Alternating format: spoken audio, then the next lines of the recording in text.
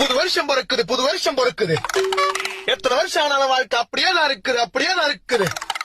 போன வருஷத்துல என்ன எவன் ஏமாத்துறான், இந்த வருஷத்துல அவனுக்கு கை கால் வழங்காம போவ. இந்த வருஷத்துல நான் வாழ்ற வாழ்க்கையை பார்த்து அவனுக்கு லாரி டயர்ல ஊந்து சாவ. நானே சிங்கிளா இருக்கும் போது போன வருஷத்துல எவன் அவனுக்கு தனக்கு ஆள் இருக்குதுன்னு நட்டுக்குன்னு தெரிஞ்சானுங்களோ, இந்த வருஷத்துல அவனுக்கு காதல் புட்டுக்குன்னு போவ.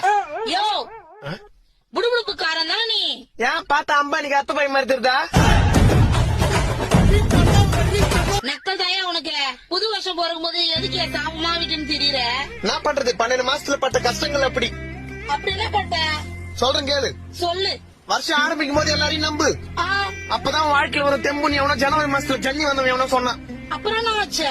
வருஷம் ஆரம்பத்துல நானும் எல்லாரையும் நம்பினேன். அப்புறம் 3வது மாசத்துல 3 பேர் முதுகுல குத்துனான். ஐயோ, 7வது மாசத்துல 7 பேர்கிட்ட ஏமாத்தினான். அப்புறம் இப்ப வருஷம் கடைசியில ஏமாந்தவன் ஒருத்தன் தான். அது யாரு? நான் தான். அப்ப போ